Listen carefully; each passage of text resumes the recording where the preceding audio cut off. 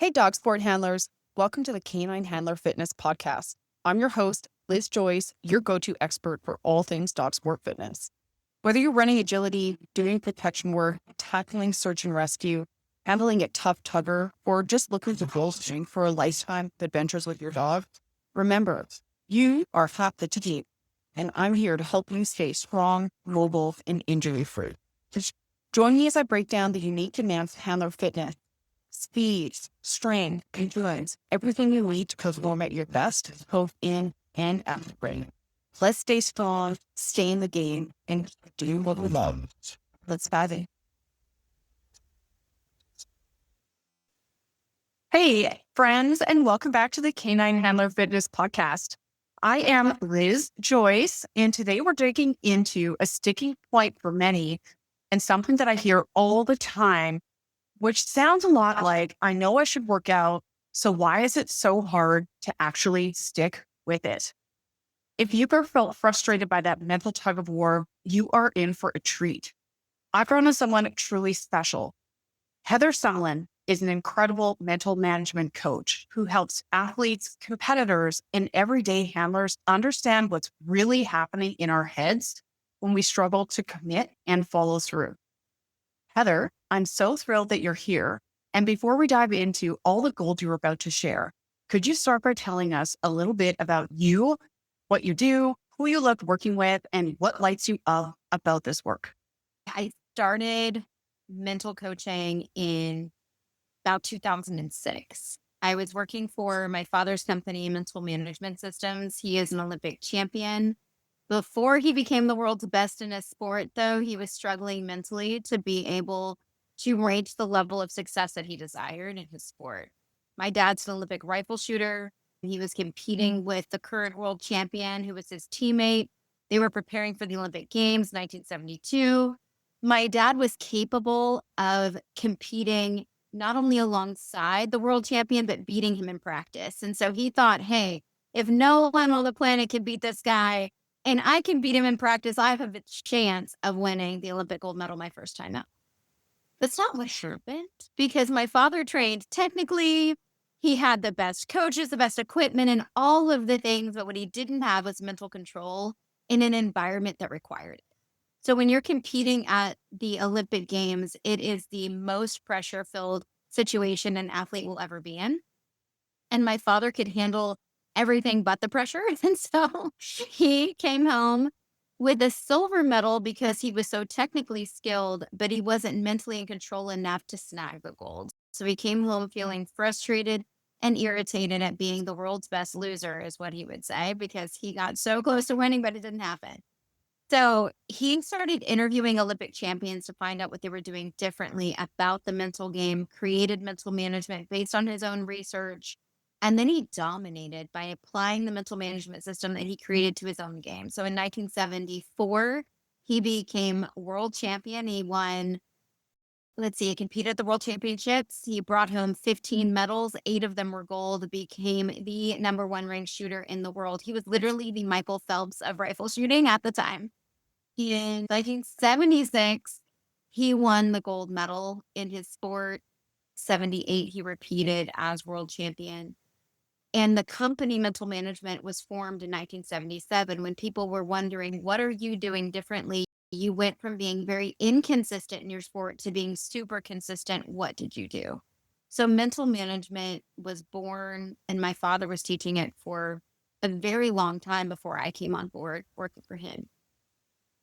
I started working for my father's company because his system transformed my mindset in the workplace. I don't think I paid a lot of attention to what he was doing when I was growing up. I didn't really care about rifle shooting. I didn't want to shoot anything at all. So I never really walked on the range where he was literally teaching people from across the globe how to shoot and how to control their mind. I wasn't listening to all of that. And so my brothers were really being mentored by him, but I was off doing other things. I was competing in pageantry. My mom was helping me in things. I wanted to be a singer. I thought I was going to be famous, all the things, but I didn't really pay attention to how mental management was going to transform my life. And I read with winning in mind at a time when I needed it the most, working in the corporate world. The book actually transformed the way that I viewed my environment, which really changed my life. So when I was at a place where I could change careers, I chose to work for my father's company, and I worked for him for about 19 years. And then I started my company of Sumlin Solutions 2.5 years ago. And I'm teaching the same thing. I'm just working for myself, and I'm mainly focusing on helping women transform the way that they view their environment and taking the mental management principles and applying it to their own lives as well as their competitive environments too. It's been so much fun. Oh, I can imagine.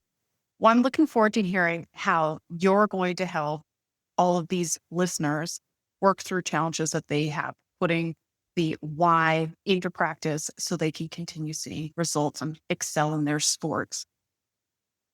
Talking about the why, I want to ask you about motivation and the why. I get so many people saying things to me that sound like, I lost my motivation, or I was motivated and then I lost it. And I'd love to hear from you. How do you help people work through it when they lose steam after a few weeks of working out? And at that length of time, it's not enough time for them to have habits that really stick. And how do you help someone prioritize their fitness so that they can see the goals that they want out of the process? I think the first thing that we have to look at is motivation is very temporary. I mean, usually I'm motivated. But why am I motivated? I'm motivated because I want results.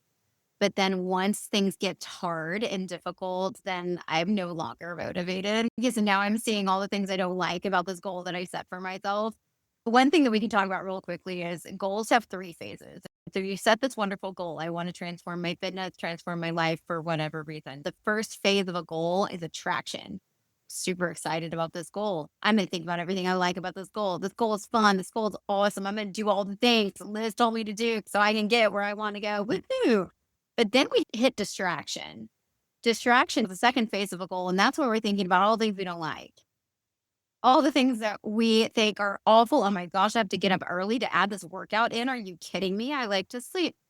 I'm not seeing any results yet. Therefore, I'm really disenchanted with this goal. Oh, this takes me away from the thing that I really like to do, which is eat the thing that maybe I shouldn't be eating right now in order to get my goal. Whatever it is that's distracting you from being able to see the benefits of the goal. So the third phase is traction. You want to be able to gain traction. So that's where your why fits in, right? We want to focus on why did we set this goal in the first place? And what is it that we need to change about ourselves in order to reach the goal that we have set? We don't have it because it's not like us yet. And so we have to figure out, what do I need to change in order to make this new habit or attitude like me? Do you ever see people skip the distraction step? Do you ever see people go from attraction to traction all in one go? Or do you find that there really is a process where they have to go through the whole loop? The goal is super fast.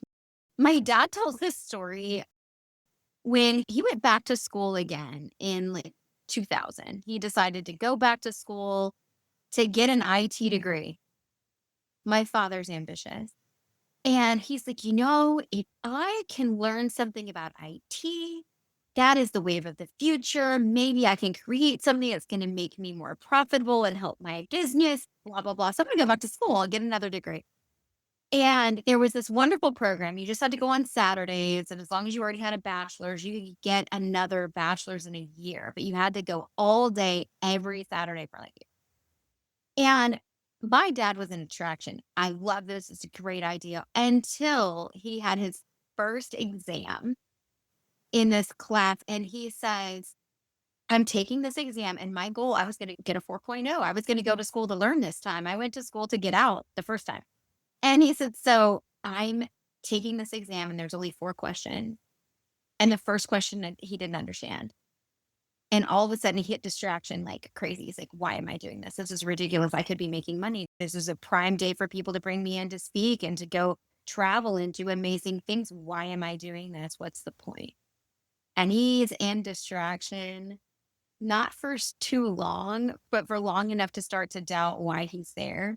And then he's like, you know what? I can't stay. I teach this stuff. I can't stay in this mindset. I've got to start, just get into traction. I have a test in front of me. I have got to finish it.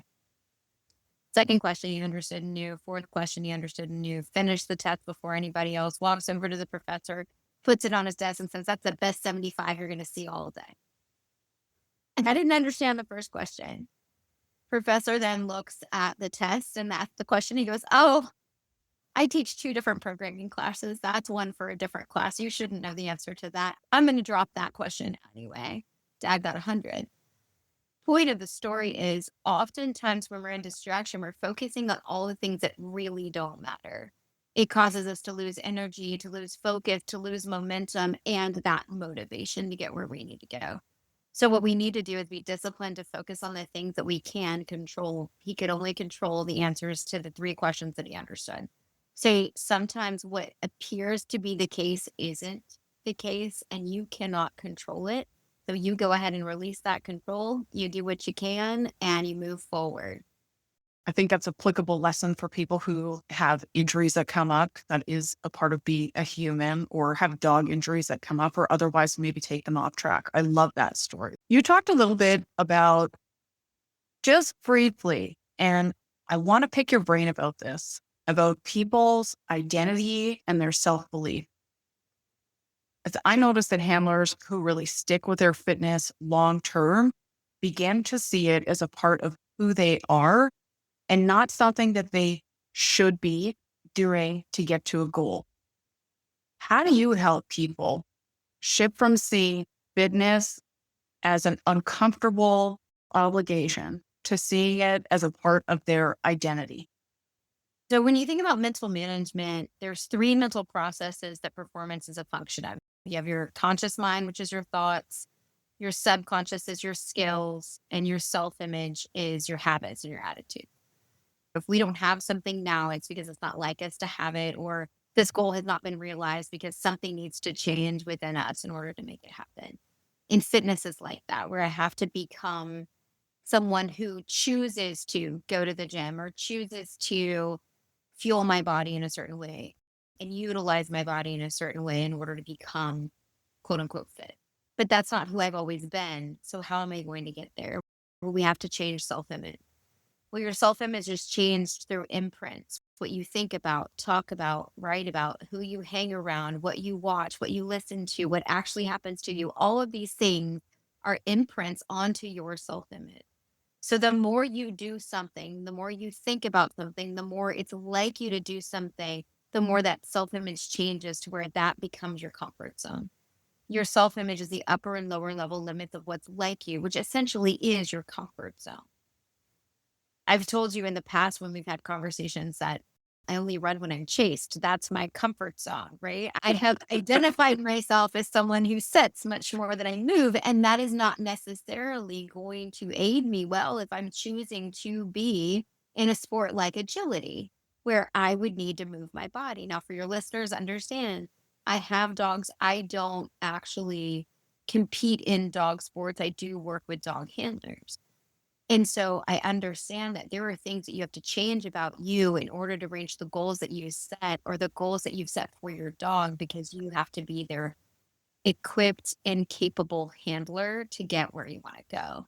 And that may mean you have to change some things about you in the process. So, if I was someone who haven't worked out, let's say I'm in my 50s, so I've got decades of lived experience and habits and lifestyle and belief and self identity surrounding someone who it doesn't work out. And now I decide that I do want to work out. I'm really motivated. What kinds of imprints would you encourage me to put into my life? And also, are there multiple sources? When you're talking about this, I'm thinking about people maybe listening to podcasts that are surrounding healthy eating, why it's important, and maybe having a more curated social media feed, or being just conscious about the types of conversations that they even allow to enter their conscious mind and that they ruminate on. So, how far does this go in terms of you helping someone change their identity in that way? And am I kind of on the right track with that? You are. I think what happens is we need to be very mindful in when we're building our self image to be the person that we want to be. We want to also protect it once it's built. So That means I want to hang around with people who are very beneficial to me for my self-image growth. So maybe that's having it. I like to call it accountability buddy, somebody that you can be your accountability partner. I love that. It's Maybe cute. they understand the goal that you're trying to set for yourself, that you're trying to accomplish, and they're tasked with complimenting you, encouraging you, and helping you along the way. I think that's really important. I think we get somewhere where we want to go a lot of times in community and not always all by ourselves. So I think that's something that we can look at. Podcasts are helpful, audiobooks are helpful, even just the way that you communicate with yourself, the things that you imagine. Make sure that the imprints that you're giving are going to be in line with your goals. That's what's important. That doesn't mean that you can't veg on the couch and watch some TV. Obviously, everything in moderation. But at the end of the day, and I'm not someone who's like an all or nothing person. I think that you should still have the freedom to enjoy life. But I think you have to figure what type of life do you want to live? What lifestyle do you want to have? And there may be some uncomfortable moments to get where you want to go. That's why you're not there yet. Growth is often uncomfortable, but dissatisfaction is really good motivator for moving towards what you do want. You touched on all or nothing thinking or not being an all or nothing person. I see this happen a lot with people have maybe a goal that's running 3 kilometers, for example. When they hit the goal, it's like they don't have the next step in their head in place. So, like, they've done it, they finished, they're done. I'd love to hear your thoughts on how you would help somebody that has a tendency to look at fitness in that way. So I find those same people don't have the kind of same mental block when it comes to dog training or moving forward after they've reached a milestone with their dog training, but they do with their fitness. What is that about? And how would you help somebody through that? Yeah. Are they defining themselves as a dog trainer, not just Yeah. get one skill? So if we're looking at working out or fitness, if you're choosing to live a fit and healthy lifestyle, then running that 3 kilometers is just one skill that you're gaining, not necessarily the identity that you're creating for yourself. So I think it determines like how do you want to communicate with you. It reminds me of the idea of, let's say that your goal is to quit smoking. In order for you to quit it again, you have to start smoking again to quit it again. The goal would be to become a non-smoker, someone who doesn't smoke. So you see where I'm thinking? So if my goal is then to become a runner, it's not to just run 3 kilometers. Maybe it's to become someone who enjoys the act of running. That's a very different conversation. Yeah, I think it's important that we're choosing who we want to become ahead of time. I love that. I think that's really helpful. And also, I'm going to be sending everybody over to see you because you've got just amazing way of communicating with people. I want to ask you about this perfectionist or all or nothing thinking when it comes to fitness. And this is common in other areas of life too. Sometimes I feel like when I'm working with people, if they're not hitting their target workouts in a week, that they feel like it's just not worth doing at all. And it's crushing to their progress forward. And I think also crushing to their mental state around it at all and their confidence. And I hate seeing that. I'd love to hear from your perspective. How do you help people through that? And what kinds of message would you have for someone who finds themselves in an all or nothing trap? Baby steps are still steps forward. So no matter how large the step, if you're moving forward, that's still progress.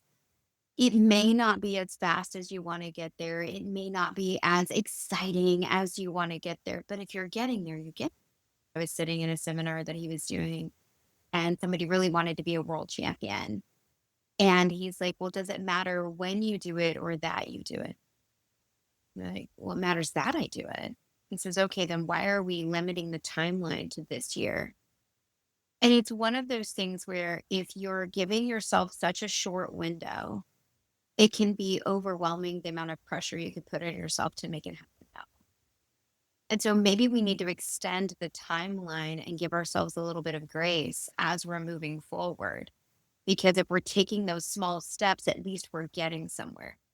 Babies fall over 300 times before they actually walk. And yet, in what other point in our life do we actually give ourselves that many attempts to become proficient in something? We start off super dedicated and excited to actually accomplish things. We are very motivated as children. So, at what point do we talk ourselves out of progress? I hear you. And something that I actually sit with and think about a lot is that adults do a great job at filling our lives primarily with things that we're fairly good at. It's a lot more comfortable in that space. And I agree with you. Speaking of resilience, I'd love to hear your thoughts on helping people bounce back after they've fallen off the wagon. If handlers miss a week or maybe a trial weekend threw off their routine, it's really common for them to feel like they've failed and then just stop altogether or take multiple weeks off before they feel motivated enough to dig in again. And what do you wish people understood about getting back on track when they've fallen off their plan? You mentioned failed, and I think failure has to be an option for failure to be realized. And I don't necessarily believe that we have to focus on you where you lose necessarily in life. I think you win or you learn. And so if you fall off the wagon or you get derailed in your progress, you have to look at what are the lessons in which I'm supposed to be learning right now in order to get back on the wagon and move forward faster. So instead of choosing to go completely negative and beat yourself down, how about we build ourselves up and look at what are the things that we can learn through this process? And I'll tell you, dog sports, this is so cool to me. The amount of opportunity for personal self-discovery through the challenges that dog sports provides for a handler is so cool.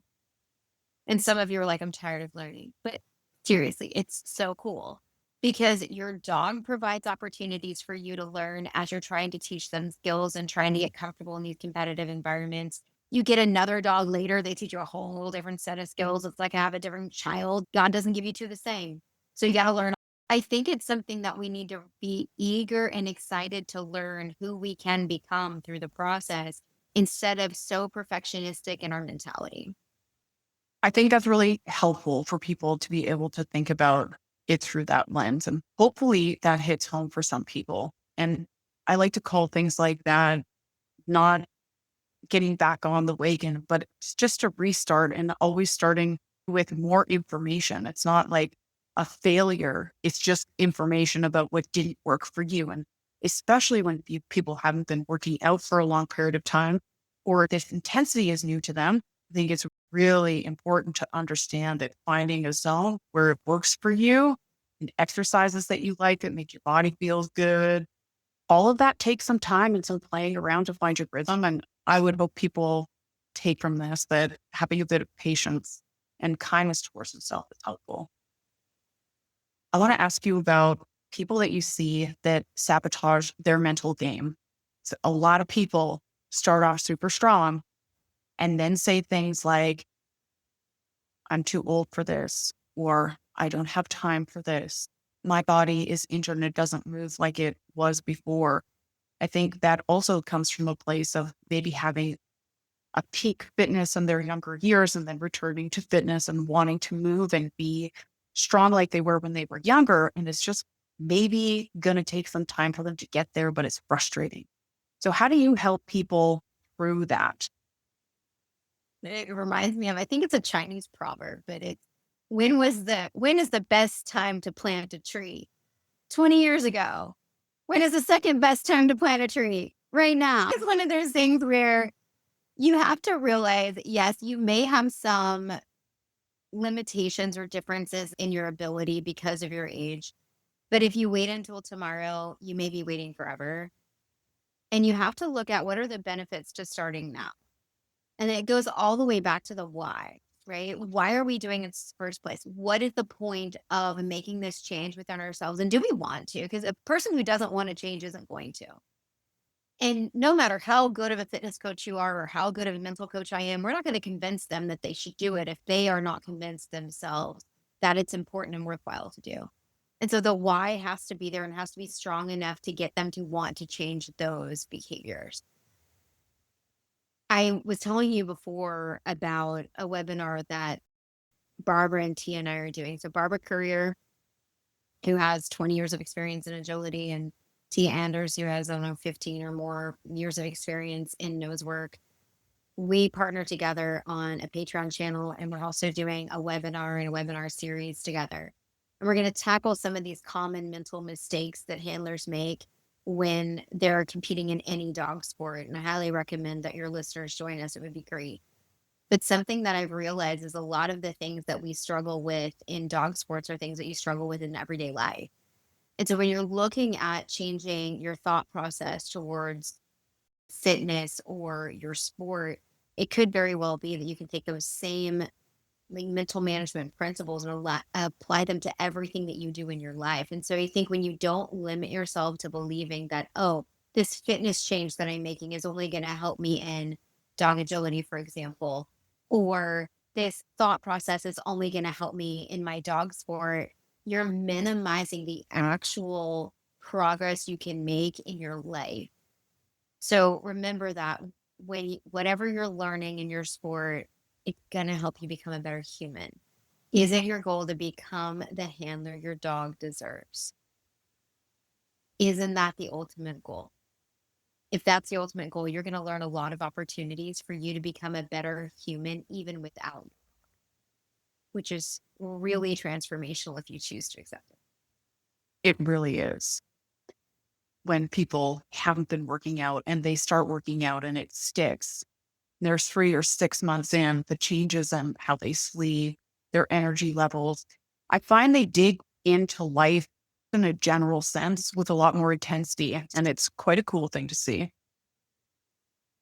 To help people with that, sometimes I ask them to set their environment up in ways that I talk about it like barriers that takes the barriers away from it. So, for example, if someone has their place, their home set up in a way that their fitness stuff doesn't need to be taken out of a closet and set up every single time, or it's in a location that's convenient for them and set up in a way that is convenient for them, it's a lot more likely that the thought and barrier of having to take it out of the closet, set it all up, doesn't get in the way.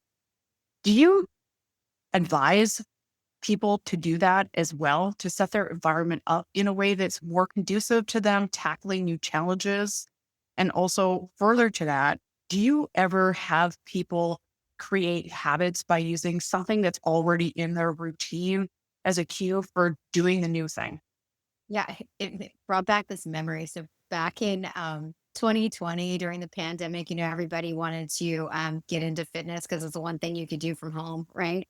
Yeah. And we were so thankful because we built a swimming pool the year before. So it was almost like we were at a resort every day, which was nice. But my husband and I decided to buy workout equipment. But the mistake that we made, in my opinion, was we put it upstairs. And therefore, I can count on two fingers, I think, how many times I've used that wonderful treadmill we bought. Maybe I'm not being fair to myself, but it was one of those things where the intentions were great. We bought it like I spent good money on that stinking treadmill and it holds wonderful clothes, like to dry. But it's not being utilized for what it was intended because it is not convenient and I can see it. And to me, I think that's really important. So you have to make the things that you want to do more convenient to be able to do them, but you have to make the things you don't want to do less convenient. When you think about, for example, one habit that I have that I'm very proud of is I get up right away. Like I am a morning person. I can get out of bed without a problem. It is not a challenge for me. I'm probably built this way, thankfully. But I also didn't allow myself to create the negative habit of hitting the snooze. Don't hit snooze because my phone, which has my alarm, is not near me. I put it in the bathroom. I have to actually get physically out of bed to walk over to my phone to turn off my alarm should I set it. And I think when we don't make things that are bad habits inconvenient, continue to do that. My dad tells this great story about a time when he was training for, I believe it's actually a national championships. It was a very important competition that he had, but he was living in an area that didn't have any access to a range to shoot at. So he couldn't go and train in an actual shooting. He had to train in a bedroom, which means he couldn't actually shoot any bullets. He's not going to shoot inside the house, right? But he had to dry fire. He had to at least simulate that he was training so that he could keep his muscles where they needed to be, so he could keep his mind sharp, and so he could imagine and visualize and rehearse that he was hitting the 10 ring over and over again. That mental rehearsal was crucial to him being at a competitive mental state when he went to competition. And the repetition of actually holding the gun in his hands was necessary for him to be in the physical state. But he didn't actually enter a gun range except for 2 times, and that was for competition. My father was able to get himself to go and do this, but he had to do it in the middle of the night because of the way that our whole family structure was at the time, and his job that he had at the time, it wasn't conducive to him being able to train during the day. So he had to wake up at about 3:30 in the morning to go and practice for a couple of hours before he was able to go and do his actual job. And so the first day that he had this great idea he's going to do this, my mom decided that she would move the alarm clock to the other side of the room. So when the alarm went off, he had to get up and go turn it off. And so in the middle of the night, he's gonna go hit that snooze button, right? He's just gonna turn it totally off because he's like, ain't no way. I'm not gonna get a good training day and I'm exhausted. That sneaky woman. I'll just turn it off. I can walk across the room, no problem. My mother had written on a sticky note next to the alarm clock, go to bed, Lanny. The Russian is practicing. So my mother motivated my father to go ahead and get out of bed and go and do what he needed to do. So he was able to put that into practice. Your why has to matter. And she was able to reignite his why in the middle of the night when the bed seemed so comfy. So you have to put things into place that allows you to remember the reason for what you're doing. So I don't know if that means you're going to put a picture on the wall of something that you want to accomplish, or if that means you're going to write a directive affirmation, which we probably don't have time to go into what that is specifically. But my father's book, With Winning in Mind, goes into great detail on what a directive affirmation is. It's more than just an affirmation statement, it's more like a paragraph of the person that you want to become. And also, we will go over how to write one of those in the mental mastery series for dog handlers that we're going to do in September. I want to ask you some questions about this mental mastery series because my understanding is it's going to be a spread out course where people are going to have access to you to learn and then actually go through all the exercises together. And also, can you tell me a little bit about who you built this for and what people can expect to learn? So there's 2 different webinars that we're going to be doing. The first one is going to be on July 23rd. That one is going to be the top 5 mental mistakes handlers make, what to do about them. And so that's kind of like a wonderful way for you to get a little bit of a teaser of what we're going to be doing in the larger class. The larger class is a mental management course. It's very similar to the one-on-one course that my father would do and what I was taught to do when I started working for him and as a mental management certified coach, what Barbara and Tia and I all teach. But we break it into 4 different sections. So the first section is the foundations of mental management. We're going to talk about the conscious, subconscious, and self-image and how they work together, how to be balanced, in what ways you might be out of balance, and challenge you to be able to determine, are you out of balance? And if so, what needs to change? And we'll talk about the principles of mental management. I'll give you a little bit of homework. I'm not checking your homework. You don't have to turn it in. It's things that you can do on your own in order to better your mental game for you to be able to be the better handler for your dog. The next week, we're going to cover pressure and distractions, things that could distract you in a trial. What are things that you can do in order to better mentally handle those distractions? The next week, we'll talk about the system and teach you how to run a solid mental management system. Tia will tackle how to apply it to nose work. Barbara will tackle how to apply it to agility. But it's open to any dog handler in any sport. And if you let us know what sport you're in and the kind of challenges you have or the questions that you have, we will address the questions of those who are taking the class as they arise and as they come up, which is the beauty of doing it over several weeks, is the questions you have will change from week to week. And then the Totally. last one, tackle self-image. How do you change your self-image and how to write a directive affirmation in order to get where you want to go? It's a lot of fun. We've been doing it this way since the pandemic, since everyone was forced to do things on Zoom. I just kept doing it on Zoom, which is great.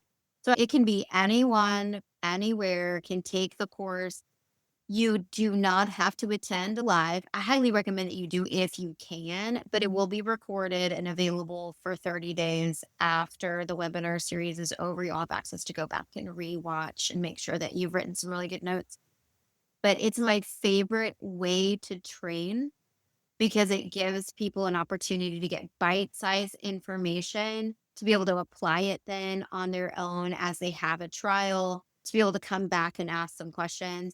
We also do it as a webinar, so you can't see each other, communicate with each other. It feels very personal to you, which is kind of nice, and also it just makes the video recording so much easier.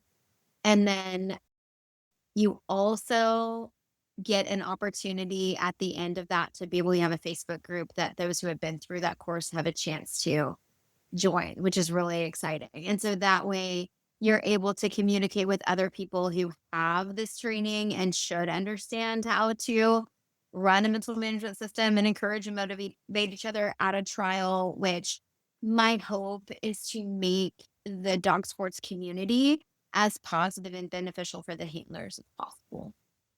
I think this sounds like such a unique and incredible opportunity to have 3 or 4 really condensed weeks where you don't need to spend 6 months thinking about it, but you've got like a solid month where you can really be conscious about your thoughts and what you're thinking about and build some new inference. Think that is enough time for people to see lasting change and also make some really great strides forward. So cool that you do that. It's fun. It's fun. We have so much fun. I bet you do. I got one last question for you. And then if you have some parting wisdom, I'd love, we're all ears. This question is about stress, managing stress and burnout. I think dog handlers are incredible at giving all of their energy to their dogs. But in doing that, they're often too tapped out to focus on themselves. And workouts, especially if it's not something that's in their routine, are often the things that get dropped first. How do you help people protect their own energy so that they don't burn out? I think it depends a little bit on what's causing the burn. Okay. If we have negativity and we're focusing on everything that we don't like, we're going to burn out. You have a certain amount of mental energy at the start of every day based on maybe how much sleep you got, maybe what's going on in your life and in your world. You have a certain amount of mental energy, but you can build up and tear down energy based on the way that you think. And a lot of times people don't realize this. If you're focusing on things that you can control, if you are enjoying your environment, if you're finding those little moments of joy in your life, that gives you added energy. But if you are irritated, annoyed, frustrated, angry, and miserable, you have no energy to give anybody, including your dog, and definitely not yourself. And so you have to make a conscious decision at the start of every day that you are going to choose how you internalize the environment that you're in and how you're going to communicate with yourself and with those around you in order to enjoy life more. That's a conscious choice. And so I think it's number one, deciding just because people are irritating doesn't mean I have to be irritated. Just because people are frustrating doesn't mean I have to be frustrated. And so go ahead and make a decision. I am going to choose to find the value in other people. I'm going to choose to find the good in the days in which I am given. It's a decision. And so that's one thing. Also, burnout can happen when we're going for a goal that is not the right goal. So you have to Tell me make sure that what you're going for is something that actually is building you and is something that is for you and not something that you just want, but you know you're not going to get. So my dad knew, he knew the Olympics was what he wanted. So much so that he told my mom when he met her, he was a junior in high school when they met, and he basically told her, I'm going to the Olympics. He's like, I am going to go. And so there wasn't this. I'm sure there were times when he was frustrated. I'm sure there were times when he wanted to quit because we all have those moments. But there wasn't a time when the dream didn't matter enough to handle the uncomfortable times, right? In fact, when he didn't win the Olympics in 1972, he turned to my mom and he's like, I need to beg for 4 more years. Like, you're going to will you give me 4 more years? Because my goal has not been realized. This is a huge sacrifice for her. She was probably burnt Or out. It wasn't her dream. And so here he's asking her, please, can I have another 4 years? But I'm going to do it the right way. I'm going to find the answers to the problems that I have. The other thing that's really interesting is when a goal, okay, this is something that he told me and I just think is really cool. There's a difference between a wish, a goal, and a dream. A wish is something that, I mean, you want it, but you're not going to change behavior at all to get it. It is simply going to stay a wish. It's never going. A goal is a wish with a plan, right? You're going to put a plan into action and there's a change in behavior. But a dream is a goal that haunts you. You can't stop thinking about it. You can't stop focusing on it. It will not go away because it is necessary that you do it. That's a dream and that's the difference. I think when people wind up with burnout, it's because they're going for a goal, but they have a negative attitude about the hardships that are coming their way in order to pursue it. So you have two choices. You either finish until the end or you trade up for another goal that matters more to you. That's more important. That's okay.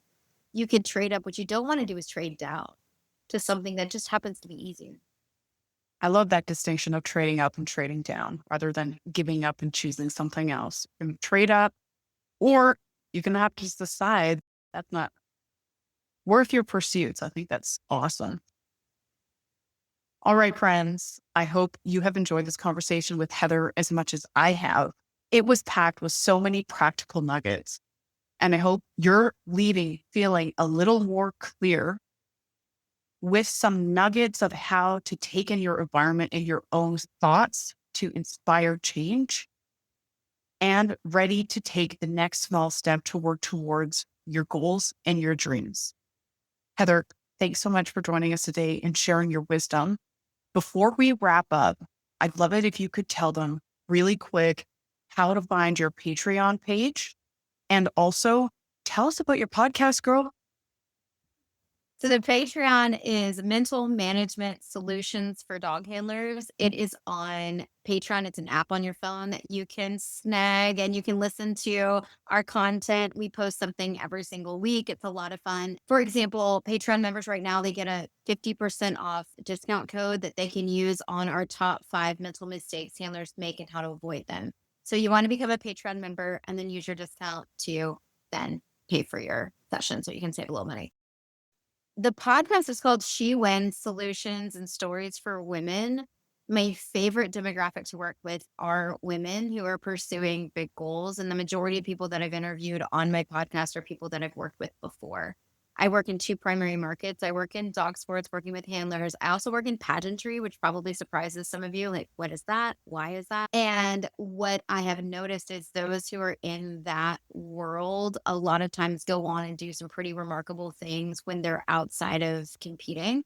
So it's not all about winning the titles or the awards or whatever. It's also about what did you do next? So it's very inspirational for people, no matter who you are, whether you're in that world or not. I have interviewed several handlers as well that you'll find on there. And you can find that on all podcast places, YouTube, all the things. My website is heathersumlin.com.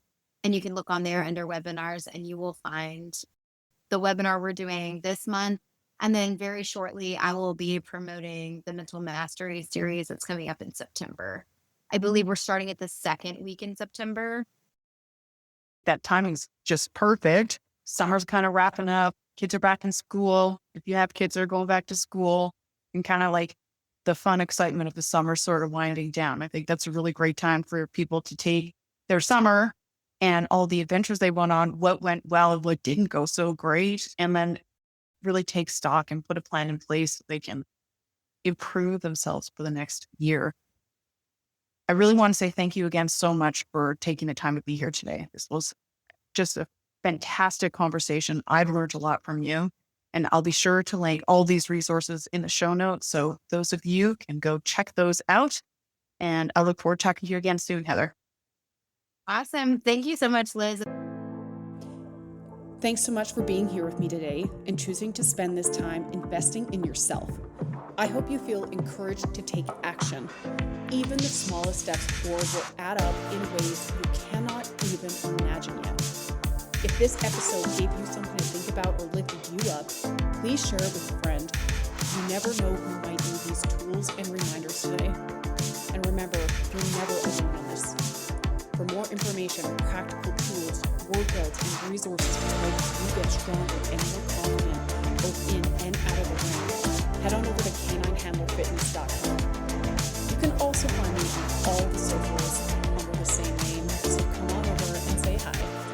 I'm here to help you build the skills, knowledge, and belief you need to reach your goals. Keep going, keep learning, and most of all, keep showing up for yourself. You've got this, and I'm cheering you on every step of the way.